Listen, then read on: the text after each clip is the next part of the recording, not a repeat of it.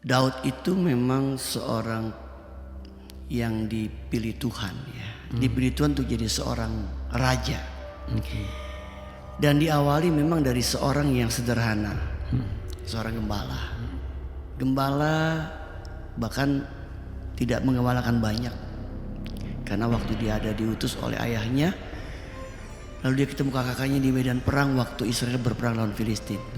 Lalu kakaknya bicara begini, mengapa kau tinggalkan kambing domba yang 2-3 ekor? Gitu. Jadi kalau kita lihat di situ ada ungkapan yang mengatakan bahwa sebenarnya Daud itu ada seorang gembala yang hanya menggembalakan mungkin kawarannya nggak besar, ya. Tapi yang menarik bahwa dia diangkat Tuhan, dipilih Tuhan jadi seorang pemimpin, jadi seorang raja. Yang penting bagi kita ketika kita sudah menjadi seorang pemimpin, maka dibutuhkan adalah kesetiaan. Dengan seberapa yang Tuhan sudah percayakan, kan konteksnya di sini Daud kan menjadi pemimpin walaupun hanya 2 atau 3 ekor domba ya. Jadi seorang gembala kan pemimpin juga kan. Maka dengan anugerah yang Tuhan beri kepada dia menjadi seorang pemimpin gembala cuma 3 ekor domba lah. Tapi yang penting bagi dia setia untuk mengembalakan itu. Ketika dia setia, maka ayat firman Tuhan terjadi bahwa kalau engkau setia perkara yang kecil, kuberikan kepadamu perkara yang besar.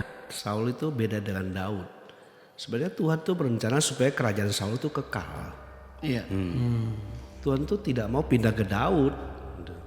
Tapi karena dia tidak setia, Tapi Saul mampu jadi raja. dia nggak mampu setia.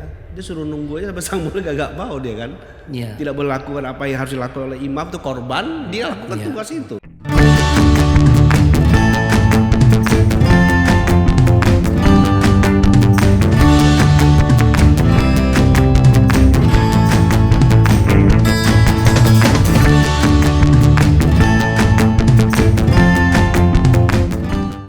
Shalom dan salam semangat untuk setiap hamba Tuhan khususnya para gembala di 5 wilayah Jakarta ini. Salam sehati menuntaskan amanat agung. Ketemu lagi di Ngeteh Ngobrol teologi. Dan tentunya ini bisa terselenggara karena ada orang-orang di belakang layar ya. Ada Pak Nelson, juga ada Kak Hizkia. Kita beri tepuk tangan lah untuk ya tim dari Ngeteh. Ya 2 episode ini digeber, dikejar dan dimaksimalkan luar biasa. Sama seperti halnya ketika kita menjadi seorang pemimpin, pengennya tuh semua serba maksimal gitu ya. Hasilnya juga maksimal, sempurna lah gitu. Nah, episode sebelumnya kita bicara mengenai kepemimpinan Musa. Anda silakan lihat di episode Ngeteh sebelum ini. Karena sekarang kita akan membahas gaya dan juga energi kepemimpinan seorang Daud yang from ya katakanlah zero tetap berubah menjadi to be hero gitu ya, menjadi seorang raja, bahkan gak cuma sekedar raja. Ada banyak poin-poin penting yang saya percaya kalau kita bicarakan bersama Pak Bun Mintat sebagai Gembala Sidang GBI Glory United sekaligus Kabid Teologi BPD GBI Jakarta akan memperlengkapi pengetahuan kita. Shalom Pak. Shalom semua. Ya, belum lagi pendapat-pendapat dan perspektif dari Bapak Pendeta Petrus Legowo. Selain sebagai Gembala Sidang GBI Rawajaya, beliau juga Wakil 2 BPD GBI Jakarta yang pasti akan memberikan banyak masukan buat kita. Shalom, Tuhan memberkati. Ya, dan ini akan semakin sempurna, semakin elegan dengan kehadiran Ketua BPD GBI Jakarta kita yang terkasih Bapak Pendeta Kiki Cahyadi. Halo semua Bapak Ibu Gembala. Iya, saya Gembala GBI Rukuniaga. Iya. Ya langsung ting gitu ya. Di seberangnya tempat Geraha Pena yang dulu. Oke, saya langsung tanya ke Pak Kiki. From zero to hero. Iya. Apakah semua kepemimpinan memang alurnya harus seperti itu? Seperti Daud yang awalnya bukan siapa-siapa lalu kemudian akhirnya dipercaya menjadi ya mungkin seperti bukannya Bapak Kiki bukan siapa-siapa ya. Artinya ini kan ada satu grafik yang semakin menanjak. Kalau menurut saya bahwa Daud itu memang seorang yang dipilih Tuhan ya. Dipilih Tuhan untuk jadi seorang raja. Dan diawali memang dari seorang yang sederhana. Seorang gembala. Gembala bahkan tidak mengembalakan banyak. Karena waktu dia ada diutus oleh ayahnya, lalu dia ketemu kakaknya di medan perang waktu Israel berperang lawan Filistin. Betul. Lalu kakaknya bicara begini, mengapa kau tinggalkan kambing domba yang 2-3 ekor? Gitu. Jadi kalau kita lihat di situ ada ungkapan yang mengatakan bahwa sebenarnya Daud itu ada seorang gembala yang hanya menggembalakan mungkin kawanan yang nggak besar. Ya, tapi yang menarik bahwa dia diangkat Tuhan, dipilih Tuhan jadi seorang pemimpin, jadi seorang raja. Nah, kalau pendapat saya, panggil seseorang untuk jadi seorang pemimpin itu mungkin memiliki latar belakang yang masing-masing ya. Oke. Kalau Daud memang dia punya contoh yang di Alkitab, ada dia diawali dari seorang gembala. Dan panggilan seorang pemimpin pun mungkin di latar belakang itu dikatakan ada hal yang berbeda ya. Kalau Daud itu hanya berusaha contoh. Contoh yang Alkitab utarakan tentang panggilan dia, di mana dia akhirnya jadi seorang raja menggantikan Saul pada waktu itu. Oke. Menarik Pak Gigi, terima kasih Pak Petrus. Daud, kawanan dombanya tadi kata Pak Kiki ternyata cuma 2 atau 3 ekor gitu loh. Ya. Terlalu bapaknya ya, padahal dombanya banyak gitu. Kalau bisa ada zaman dulu yang sekarang tuh, teganya gitu. Terus gimana? Nah, sekarang ini kan kalau beberapa kita bicara mengenai Gereja Bethel Indonesia, ya kita bisa lihat bagaimana diberkatinya gereja-gereja GBI kita, baik yang terutama di kota besar di metropolitan, sehingga ada sebutan lah dengan sebutan istilah mega church dan lain sebagainya. Dan itu semua pasti Tuhan yang punya rencana dan Tuhan punya rancangan gitu ya, apapun itu. Yang menjadi pertanyaan saya adalah bagaimana supaya seseorang gembala, khususnya gembala GBI, punya mental tuh seperti Daud. Walaupun misalnya mulai dari 2-3 jemaat, ya itu tetap maju gitu loh. Atau 2-3 pengerja, itu tetap jalan. Tidak perlu harus ngumpulin dulu banyak, atau langsung standarnya sekian baru layak nih. Jadi kalau misalnya ketemu sama orang, langsung aduh paling nggak suka deh ditanya berapa ini. Nah itu gimana tuh Pak Petrus? Ya, seorang pemimpin kan seorang yang mendapat panggilan khusus. Nah ketika dia mendapat sebuah panggilan khusus, seperti ketahui beberapa tokoh Alkitab ya, ya seperti kemarin kayak Musa, nah terus sekarang Daud ini. Yang penting bagi kita ketika kita sudah menjadi seorang pemimpin, maka dibutuhkan adalah kesetiaan. Dengan seberapa yang Tuhan sudah percayakan, kan konteksnya di sini Daud kan menjadi pemimpin walaupun hanya 2 atau 3 ekor domba ya. Jadi seorang gembala kan pemimpin juga kan. Maka dengan anugerah yang Tuhan berikan kepada dia menjadi seorang pemimpin gembala cuma 3 ekor domba lah. Tapi yang penting bagi dia setia untuk mengembalakan itu. Ketika dia dengan setia, maka ayat firman Tuhan terjadi bahwa kalau engkau setia perkara yang kecil, kuberikan kepadamu perkara yang besar. Berarti kita sekarang tahu Daud itu ngadepin beruang, ngadepin singa itu bukan karena 2-3 ekor ini tetap dijaga dengan nyawanya gitu ya ibaratnya ya. Dan jangan lupa karakteristik Daud ini dia kan seorang pemberani. Seorang pemimpin yang berani. Artinya ketika menghadapi singa, beruang dia kan berani. Ketika menghadapi Goliat pun instingnya kuat, dia berani. Artinya menjadi seorang pemimpin juga harus berani mengambil keputusan-keputusan yang mengandung risiko, bukan hanya orang tapi juga untuk diri sendiri. Banyak pemimpin yang nggak berani mengambil keputusan, terutama yang menyangkut dirinya tentunya. Tapi Daud dia berani, sekalipun nyawa taruhannya. Bayangin masih anak kemerah-merahan berapa ya, 16-17 tahun lah lawan binatang terkaya kan beruang, itu kan konglomeratnya binatang kan. Belum namanya singa kan, apalagi Goliat, ya tentara aja yang udah dilatih secara tentara mereka tuh kan gladiator semua kan, takut. Tapi dengan gagah berani Daud bilang siapa si Goliat itu. Jadi pemimpin harus berani. Wow. Terutama dalam mengambil keputusan dalam penggembalaan gitu dalam organisasi. Oke. Pak Bun Mintat, kita masuk ke sejarah Alkitab. Daud ini kan muncul dipilih ketika Raja Saul sebenarnya sudah juga pilihan Tuhan. Bahkan ada diksi dari Daud mengatakan, jangan kau apa-apakan dia. Dia raja yang diurapi Tuhan. Iya. Ya. Sedangkan yang terjadi kan sebenarnya Saul itu tingkah lakunya, masa orang diurapi mau ngebunuh Daud hanya cemburu gara-gara nyanyian. Oh, Saul membunuh beribu-ribu, Daud membunuh puluhan ribu. Oh, Saul membunuh puluhan ribu. Oh, Daud membunuh ratusan ribu gitu. Apa yang bisa Pak Bonmentat bagikan untuk bisa benar jadi titik penerang jiwa kita sebagai para gembala di tantangan tahun depan? Ya, kalau kita perhatikan Saul itu kan bukan pemimpin yang memiliki hati yang dibentuk kan. Saul itu beda dengan Daud. Sebenarnya Tuhan tuh berencana supaya kerajaan Saul itu kekal. Iya. Tuhan tuh tidak mau pindah ke Daud. Gitu. Tapi karena dia tidak setia. Gitu. Tapi Saul mampu jadi raja. Dia nggak mampu setia. Dia suruh nunggu aja sampai sang mulia gak mau dia kan. Iya. Tidak boleh lakukan apa yang harus dilakukan oleh imam tuh korban. Dia lakukan tugas itu. Kelamaan bete Dia dia. nggak boleh melanggar kekudusan itu kan. Berarti nggak maksudnya boleh. bukan kemampuan dalam skill tapi lebih kepada nilai kesetiaan. Jadi yang buat menarik buat saya Tuhan bilang aku sudah mendapati orang berkenan kepadaku. Daud. Tapi Daud kan masih kecil kan, masih Marah-marahan itu. Iya. Tapi Daud bentukannya di padang kan, dia seorang yang melatih hati untuk mendekat dengan Tuhan, penyembahan, main kecapi gitu.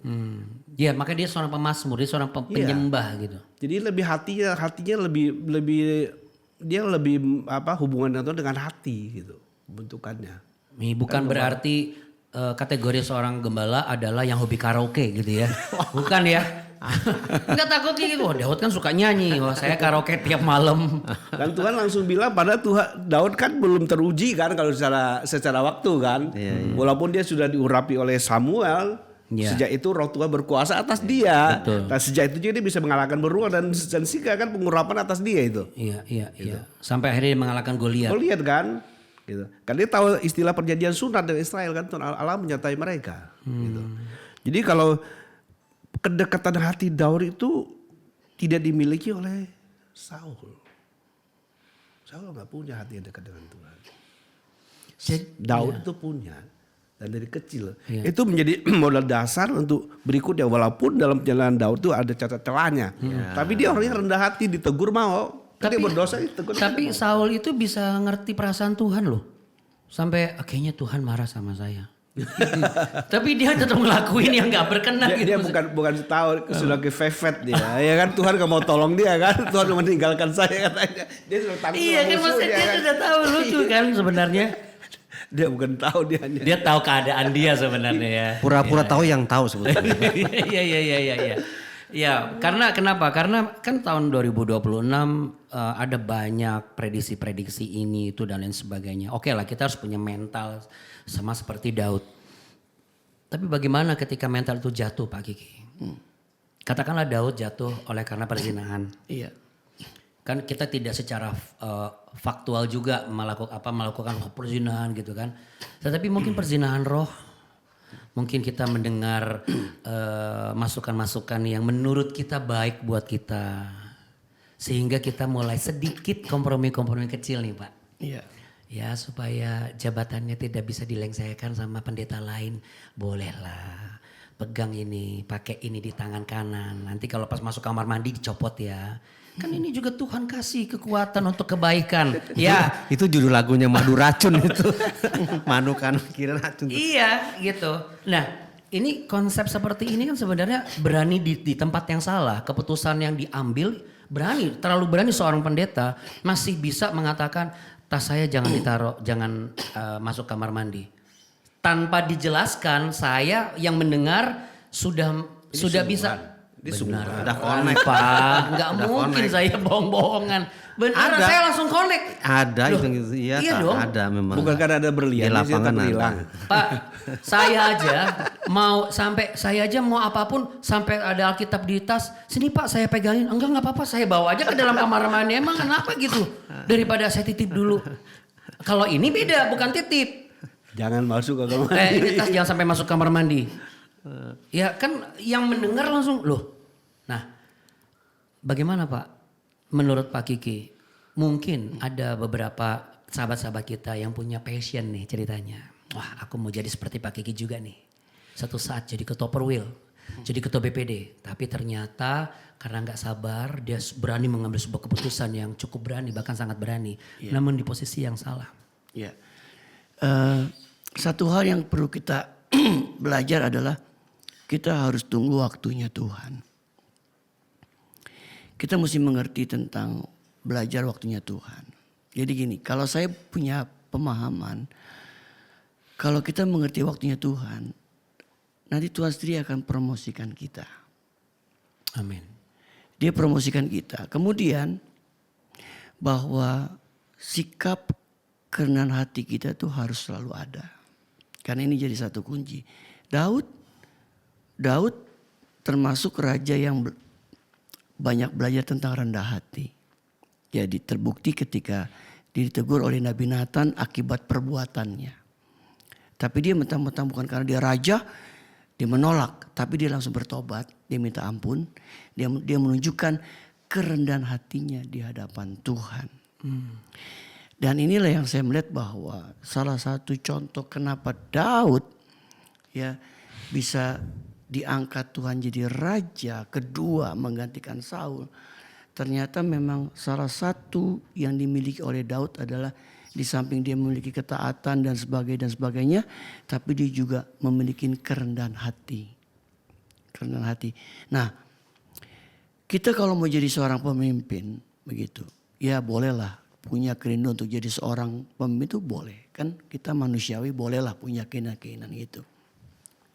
Tetapi di samping itu kita juga mesti mengerti tadi sekali lagi kembali. Mengerti waktunya Tuhan. Karena kita percaya, kita kan bilang Pengkhotbah 3:11 Allah membuat sesuatu indah pada waktunya. Waktunya Tuhan bukan waktunya kita. Upaya boleh kita lakukan. Nah sekarang kembali lagi konteks di GBI. Kalau menjadi pemimpin ya tadi lagi kan kita ada aturan-aturan yang kita mesti jalani. Ada bagian aturan yang gak boleh kita tabrak. Saya mampu loh. Wah cuma gitu doang saya mampu. Ya, berdasarkan kemampuan itu benar atau salah Pak? Mampu kan dia karena mengukur dirinya sendiri. Pertanyaannya, bagaimana dengan pandangan Tuhan? Ini menarik. Saya pikir Bapak akan ngomong bagaimana pandangan orang di sekitarnya gitu bukan ya. Ini menarik. Ini kadang-kadang kita pendeta atau pendekar gitu kadang-kadang ya. Sungguh mikirnya apa kata orang bukan apa kata Tuhan karena Bukan merasa pendekar, dekat preman gitu. kadang-kadang. Iya, maksudnya gitu. Apalagi kalau udah merasa hebat, pintar, dan merasa yakin saya ini mampu gitu kan. Dengan keyakinan dia kan dia mampu gitu. Tapi dia lupa apa yang kita anggap baik. Menurut kita belum tentu anggap baik di mata Tuhan. Apa yang kita anggap mampu. Menurut kita belum tentu mampu di hadapan Tuhan. Kan kuncinya kembali kepada Tuhan. Betul sekali. Wah luar biasa. Ini powerful Pak Petrus. Rendah hati. Jadi saya diingetin nih melayani salah satu ibadah wanita. Oh, pakai konde enggak dong ya? Udah pasti enggak pakai konde tapi rambut sasak semua Pak. Ya jadi di ibadah wanita ini kebetulan ibadahnya itu bukan ibadah saya berkhotbah aja tapi ada sesi di mana tanya jawab. Nah terus ada sebuah pertanyaan yang sangat menarik Pak. Iya. Ini yang mau saya tanyakan kepada Bapak. Bagaimana jikalau mungkin di luar sana juga ternyata ada nih. Terutama khususnya dalam konteks Gereja Betel Indonesia. Iya. Para gembala yang sering banget ngomong ke pasangannya. Entah itu pasangannya. Kan kalau di GBI kan tidak semuanya gembala itu adalah laki-laki. Kan ada juga gembalanya perempuan. Iya, ada. Istrinya gitu. Dan diperbolehkan sesuai tata gereja. Bagaimana? Ini bukan masalah boleh nggak boleh loh. Tapi menurut Anda pribadi. Keluar dari mulut lidahnya. Udah kamu diam aja. Ini bukan urusan kamu. Gimana Pak? Yang ngomong siapa? Yang ngomong ya gembalanya, ngomong ke pasangannya. Jadi pasangannya itu ngasih masukan, terus menanyakan, mungkin sedikit mengkritik lah, mungkin ngomong gini. Jadi yang di ibadah wanita ini karena kebetulan kan laki-laki para gembalanya gini. Suami saya tuh sering banget ketika saya mau mencoba, ia mengungkapkan bahwa janganlah seperti itu. Karena kalau kamu begitu, mungkin kamu akan berhasil. Tapi kamu itu sedang memberikan luka di beberapa orang ini. Nah itu keluarlah perkataan itu. Sudah kamu diam. Kamu penolong yang sepadan, tapi kamu jangan melewati batas. Tapi dia bilang suami saya ini di mata orang baik gitu. Tapi dia tidak menyadari bahwa perkataan dia itu itu bikin gores banget gitu. Nah, menurut Pak Petrus kalau ada, kita berdoa tidak ada, tapi kalau seandainya ada, harusnya bagaimana? Supaya kerendahan hati tadi, keberkenanan, juga kemampuan bukan berdasarkan dari, ya karena kan suara Tuhan bisa bicara juga dari penolong kita kan, dari pasangan kita. Bisa. Iya, gimana Pak? Kalau dibilang ada apa nggak ada, pasti ada. Pasti ada. Tapi kita nggak tahu ya, mudah-mudahan nggak di GBI lah begitu. Kalau tahu ada ya. Ya memang itu waktu itu bukan kenyataan pujutan, gitu ya. bukan di GBI sih. Dan kita harus tetap mengacu standar kita kan firman Tuhan. Kan firman Tuhan mengatakan jagalah mulutmu. Karena setelah itu kan bahwa penyakit itu penyakit itu masuk dari mulut. Gitu kan. Malah petaka keluar dari mulut. Jadi mulut ini harus dijaga. Itu ada ayatnya. Kemudian kalau mengacu kepada sifat rendah hati itu kita juga harus menghargai pasangan kita. Ya kan suami itu harus apa sama istri? Kan harus menyayangi. Salah satu sifat Daud salah satunya dia juga penyayang. Nah sementara istri memang harus menghormati suami. Jadi sama-sama kita harus mempunyai tanggung jawab yang sama di situ sehingga dalam posisi apapun kita harus membicarakan itu selalu dengan empat mata, tidak di dalam ruang publik seperti itu terbuka, sehingga dengan demikian dia nggak terluka.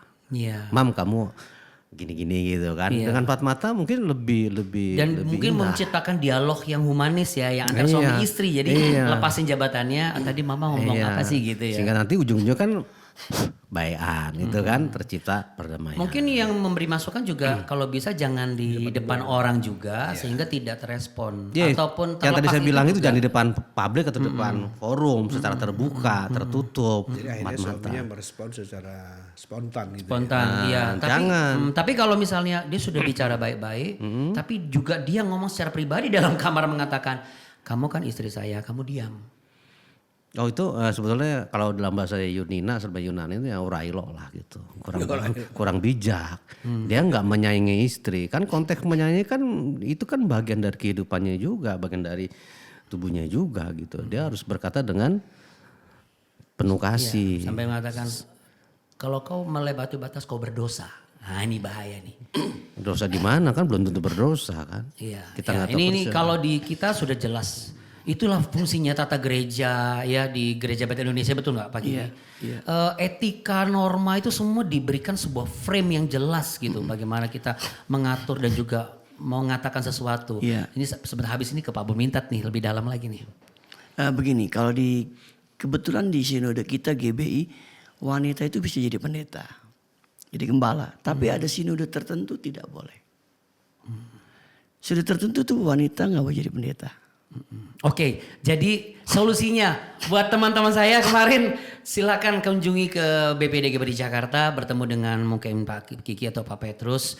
Kalau memang selama ini Anda sudah benar-benar dapat panggilan, ada beberapa yang terpanggil tapi memang di payungnya memang tidak bisa. Silakan, kami terbuka, betul nggak Pak? Dan sekalian info saja, di Jakarta ini ada kurang lebih 80 gembala wanita. Wah. Haleluya. Kurang lebih. Ayo dong tambah lagi bisa jadi 80 atau 90. Yang suaminya masih ada? Yang suaminya masih ada berapa? Ada yang suaminya ada yang memang udah single ya. Iya. Iya. Makasih Pak Kiki, makasih. Jangan tulis di kolom chat, nanti langsung ada nomor telepon kita nggak di website di itu ya tayangan ada ya. Ada, nanti silakan hubungi di situ ya, atau nanti WA ke saya juga nggak apa-apa, saya nanti forward ke beliau-beliau ini ya. Dapat titik terang. Nah ini butuh titik terang lagi. Kenapa itu? Bicara mengenai seseorang gembala yang merasa bahwa ini kalau bukan saya kurang setia apa? Semua yang saya mampu sudah saya berikan. Dilengserin sama orang baru. Tadi menarik pembicaraan kita. Tuhan, kalau kita jadi gembala, kita mau cari orang model kayak apa? Orang yang mampu atau orang yang setia? Kalau di Lenseri kalau GB kan segampang itu ya. Ada mekanismenya. Iya. Kalau di GB kan nggak bisa. Itulah bagusnya indahnya tata gereja sebenarnya. Ya, Betul nggak Pak? Iya. Karena ada yang mengatakan, oh, jangan terlalu ribet kayak GBI, itu tata gereja setebal itu. Ngapain kita pelayanan tuh berdasarkan tuntunan Roh Kudus? Ini Pak Kiki pasti gatal mau jawab. Tapi ini dulu, mengenai setia dan mampu. Cari orang mampu, harus punya kemampuan lebih supaya bisa beli kesetiaan orang. Salah nggak seorang gembala melakukan itu? Kita harus bedakan melayani Tuhan dan melayani di dunia ini ya. Karena yang Tuhan itu serba mampu. Itu melayani Tuhan yang serba mampu. Jadi kalau kita tidak mampu melayani Tuhan serba mampu, dia memampukan. Jadi lebih utama adalah kesetiaan, bukan kemampuan. Mampu itu Sekalipun penting. tidak mampu. Tuhan bisa mampukan. Kalau kita bahkan kalau kita mau jujur, Tuhan mengangkat yang tidak berarti, meniadakan yang berarti. Iya. Di 1 Korintus pasal 1 kan? Iya, iya. Gitu. Ini tidak berarti bahwa ya Tuhan kita nggak usah cari orang yang bukan penting, tapi kita harus tahu prioritasnya ya. Jadi kemampuan itu penting, tapi kan kita dibutuh kesetiaan gitu. Orang kalau mampu nggak setia juga nggak ada gunanya kan. Apa solusinya ketika fasilitasnya sudah ada, tapi ditinggal pergi sama pengerja? Gimana? Kesetiaannya sudah, fasilitasnya sudah ada di fasilitas. Jadi kita merasa bahwa saya kurang setia apa sih sama kamu Tuhan. Semua harta benda saya jual, saya tinggalkan pekerjaan saya alokasikan untuk membangun gerejamu. Dengan fasilitas lengkap, alat musik apa semua. Tapi pengerjanya itu nggak ada yang bisa stay. Hanya karena apa? Oke. Solusinya Untuk membangun umat Tuhan yang setia itu tidak bisa diciptakan dalam 1-2 hari atau 1-2 tahun. Kadang-kadang kita kan dalam tanda kutip ya, kita hire orang untuk menjadi pelayan. Iya. Itu jadi persoalan, kita membutuhkan melahirkan orang-orang gitu. Kesetiaan itu dilahirkan, bukan karbitan loh. Iya. Saya tambahkan. Iya. Sekarang ada beberapa GBI sedang menerapkan bahwa pelayan-pelayan itu yang di mimbar, pelayan mimbar secara khusus bermain musik, sedang lagi dididik melayani tanpa PK. Jadi sedang dibangun kesetiaannya itu, loyalitasnya kepada gereja lokal, sedang dibangun. Jadi kalau kita waktu itu kita pernah pakai tempatnya, jadi kalau kita mau kasih kepada pelayan Tuhan, kita sumbangkan melalui gereja. Nanti biar gereja yang, jadi nggak sistem. Kenapa? Mereka udah sepakat. Kami di sini udah sepakat kami melayani tanpa PK. Nah sekarang ada beberapa GBI yang sedang dibangun nih hal seperti ini. Ya entah kalau di tempat saya masih kasih. Tapi sebatas transport.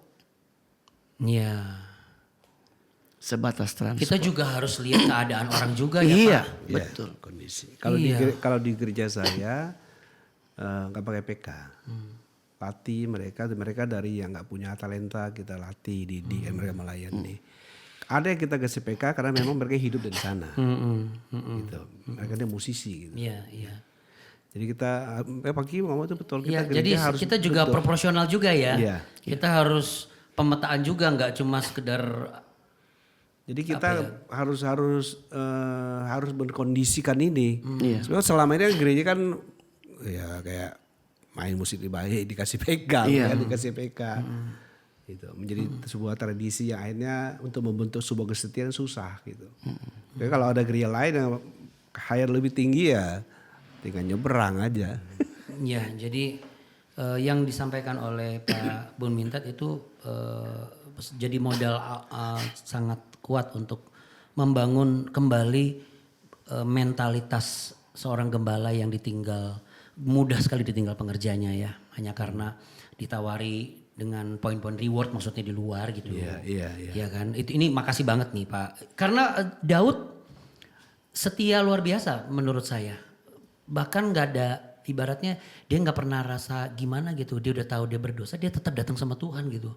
Jadi dia seseorang yang kalau kita mengatakan dia adalah the man after the heart of God kan. Iya. Jadi orang yang berkenan kepada Tuhan, orang yang selalu melekat dengan dia gitu. Jadi lentur hatinya, lentur. Hatinya lentur. Itu. Hatinya kita sebagai gembala itu harus lentur. Lentur supaya dengan Tuhan, fleksibel ya. Fleksibel dengan Tuhan. Fleksibel dengan Lentur Tuhan, ya, betul. ya. Bukan Bukan fleksibel dengan kompromi. Iya. Oke, ke Pak Kiki yang tadi Pak. Di GBI. Ini bukan membanggakan GBI enggak, tapi ini adalah sebuah hal yang Tapi bangga yang juga memang kan? nyata. Bangga Kenapa? juga dong Saya GBI. bersyukur. Habis itu bangga juga. Tapi bersyukur. Ya, bagian apa yang bisa Bapak jawab ketika hari-hari ini merebak nih sebuah pemahaman bahwa GBI itu kaku, ngapain sih kita dipilih Tuhan?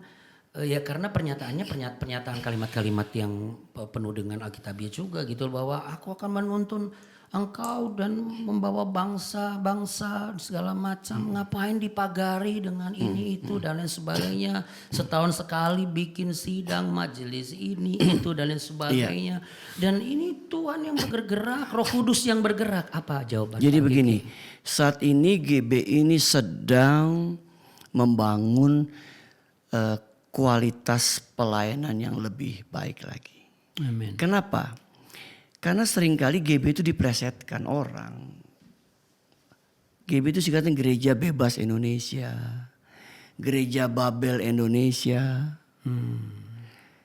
Diplesetkan karena apa? Pertama, orang melihat buka gereja kok gampang sekali. Satu. Yang kedua, ngangkat pendetanya pun kok kayaknya gampang sekali. Sorry Pak, saya potong sebentar. Saya koreksi. Enggak segampang itu. Saya ngalamin enggak segampang itu. Iya. Wih, Enggak, ini menurut segampang pendapat itu. orang. Padahal enggak ada tata Iya. gerejanya. Waduh, enggak ngerti. Jadi Prosesnya. ada orang-orang di luar GBI bisa ada punya pemahaman seperti itu terhadap gereja kita. Makanya kenapa saya ngomong begini? Karena ada pemahaman seperti itu. Makanya akhirnya kita GBI terus lebih memperbaiki supaya jangan ada kesan ngangkat pendeta tuh kayaknya gampang banget sih. Aduh, belum nyicipin pintu diklat ya. Nah makanya sekarang Apalagi dulu kita kan scam. sekarang kita kan setiap pengangkatan pejabat tuh kita lebih selektif. Dulu contohnya, ya waktu wawancara kalau suami nggak ajak istri, tapi sekarang kalau suami harus ajak istri. Kenapa? Kita ingin supaya ke depan dia benar jadi pejabat yang betul-betul melayani Tuhan dengan didukung oleh pasangannya. Betul. Kenapa? Pengalaman yang mengajar kita. Ada orang diangkat pejabat oleh gereja lokal, tapi istri nggak dukung, ribut mulu dia. Apakah tidak mengganggu pelayanan?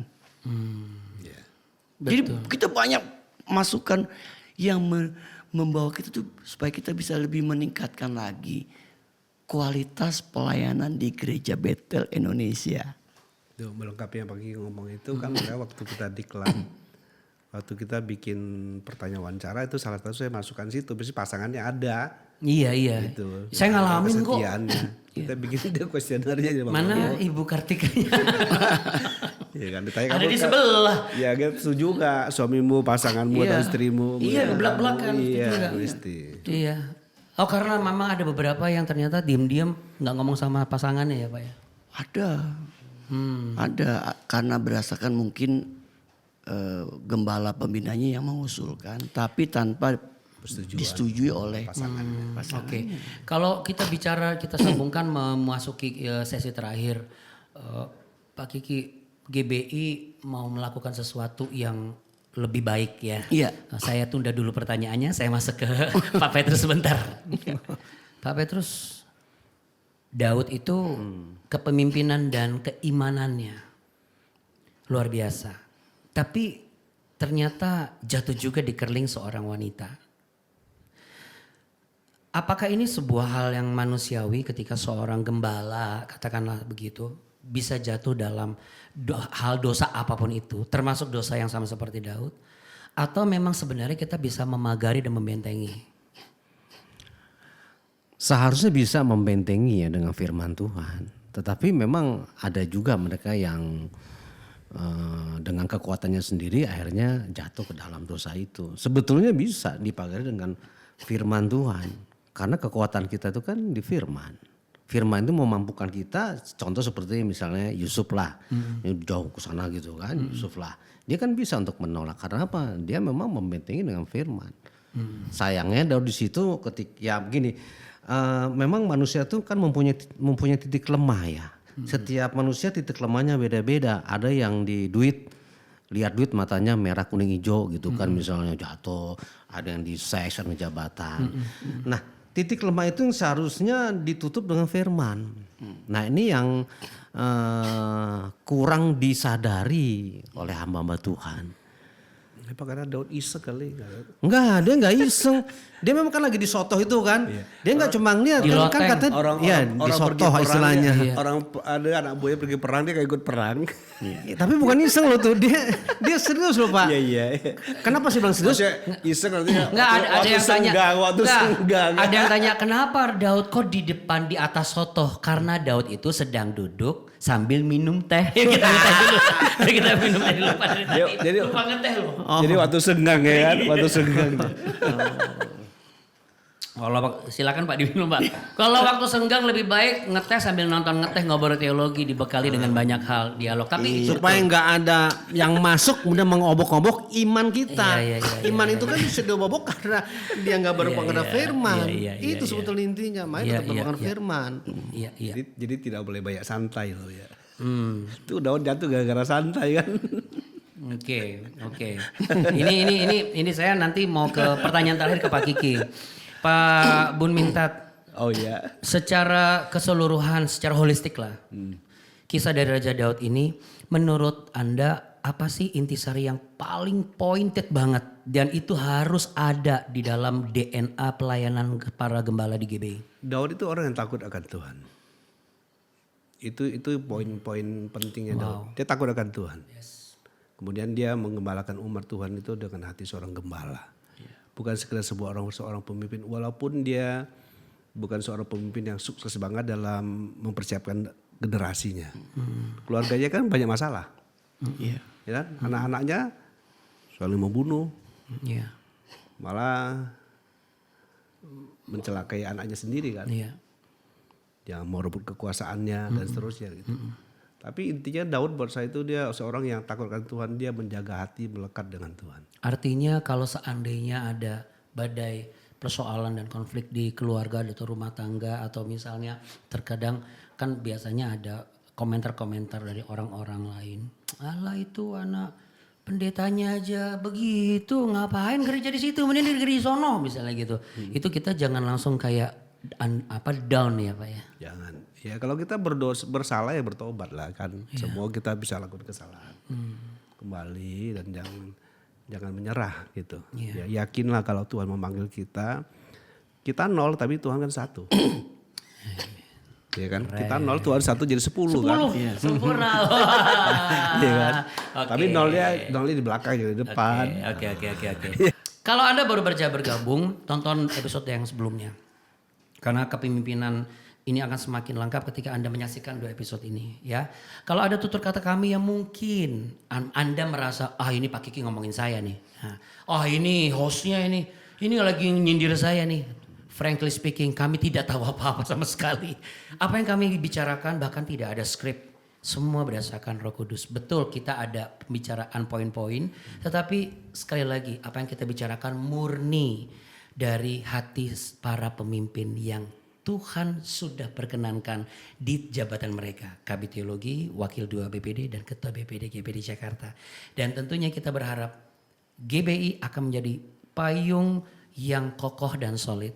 Benteng dan perisai yang bisa melindungi tapi juga membenahi dan memperbaharui dan membina para hamba Tuhan yang dinaunginya. Yaitu saudara-saudari, Bapak Ibu dan juga kami-kami yang ada di sini. Untuk itu mampir-mampirlah ke BPD GBD Jakarta. Ya, rumah kita bersama. Dan tentunya kita percaya, kita dukung semua program-program BPD. Karena dengan mendukung kita belajar setia tadi kata Pak Bun Mintat. Ya, bukan tentang saya sudah mampu. Di hadapan Tuhan, apa kata Tuhan itu yang paling penting. Makanya yuk mari kita semakin intim dan semakin melekat. Supaya kita menjadi hamba Tuhan yang berkenan bagi Tuhan. Tuhan Yesus memberkati. Terima kasih buat semua yang setia di Komunitas Teologi. Terima kasih banyak.